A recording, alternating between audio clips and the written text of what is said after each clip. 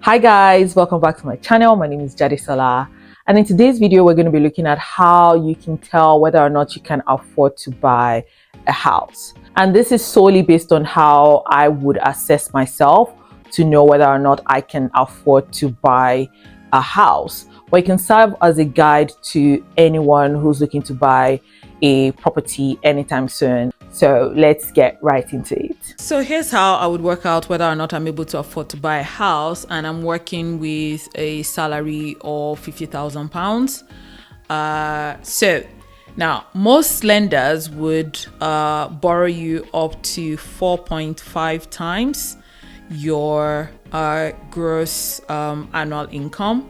So that comes up to 4.5 times £50,000, which is what I'm working with as my monthly. Did I just say monthly salary? Oh, I would like that.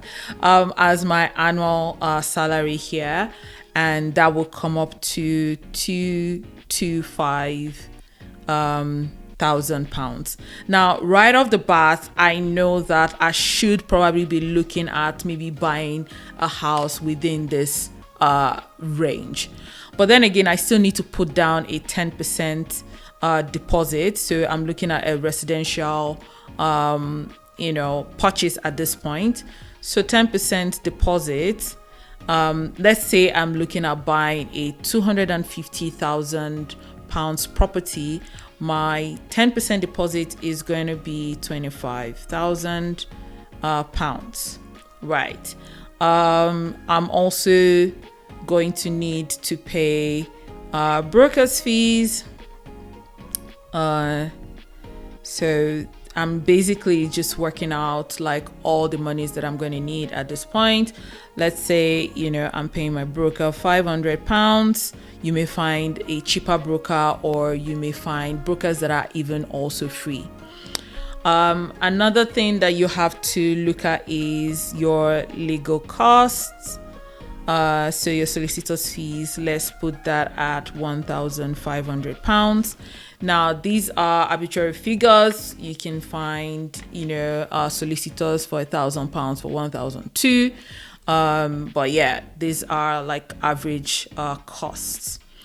Let's say you pay for survey as well. Let's budget maybe £500 for that. You could find it cheaper, you could find it a bit more expensive depending on the type of survey that you're carrying out on the property that you want to buy. So in terms of the money that you primarily need to have in your bank account, is this right here, which is 27,500. So that's the 25,000 plus this 25 in terms of the immediate cost of collecting the keys. However, for me to work out whether or not I'm able to afford this, I need to look at other things. Now, I'm going to want to have at least maybe a 5% also saved up for refurb, so light refurb, and let's say furnishing. Excuse my handwriting. I'm just saying that my handwriting might be bad. So if I'm looking at 5% for refurb and furnishing, now this is subjective because depending on the property that you buy, if it's a new build, I don't think you should be doing any refurb. If the property is done really well, you should just be furnishing. But this is on an assumption that you're not buying a new build and you're buying a house that probably needs a bit more love. So additional 5% that I still need to save for this £250 property would be £12,500. If I then sum the £27,500 required for me to pick up the keys and the money that I need to use to furnish the property or do a refurb on it, it comes up to £40,000 if I'm not mistaken. So yes, one here, and yeah, so that comes up to £40,000. Right now, this is the amount that I would need. However, if I think about If this is all I have in my bank account, it means that I don't have any emergency funds if I actually do spend all of this. So I probably need to be thinking about having a bit more buffer just in case there's an emergency in my life and I need to survive.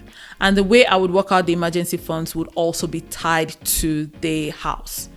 Now, if I'm buying this £250,000 property at let's say 5% per annum interest rate, right? For 30 years.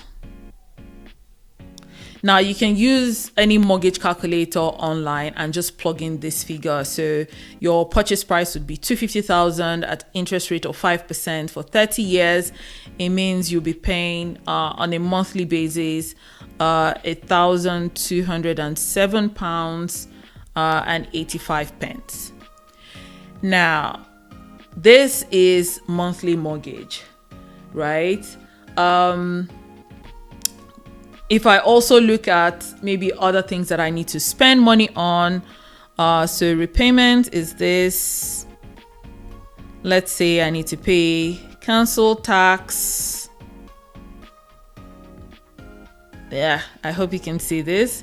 So council tax, depending on the council band that your house falls under, now people are doing, I don't know, 120 something, 130 something, but I'm going to put it at 150 just to work it out as a round figure. So £150, let's say your electricity and gas. So electricity and gas, let's say it comes up to maybe £200 a month. I don't know, let's say you have insurance that you pay on the house.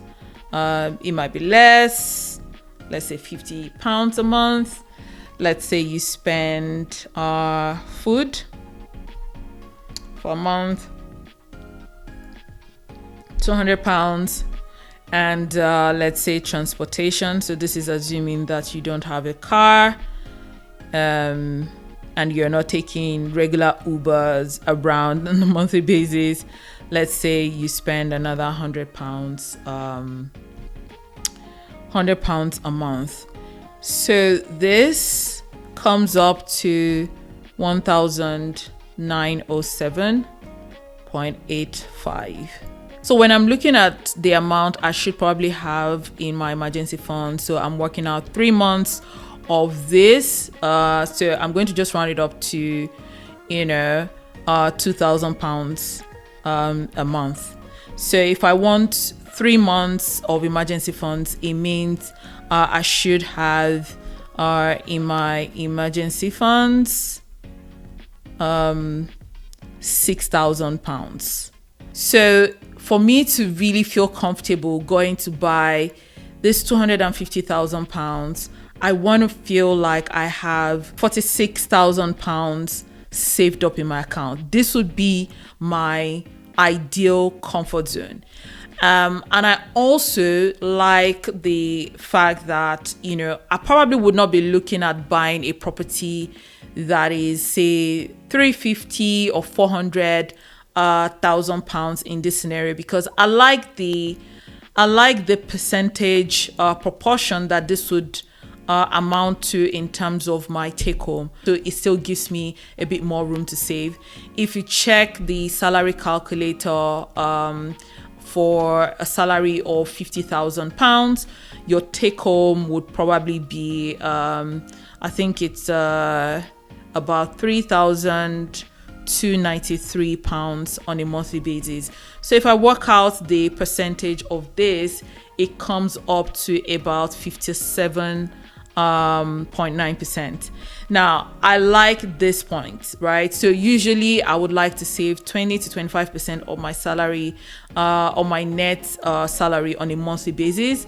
So if this is coming up to an approximate of, I'll say 60%, it means that I have 40% to play with. It means that, on a month that I spend this full amount, I'm able to still save, maybe more than the amount that I would ordinarily like to save. In terms of the property price in itself, I also like this as a sweet spot.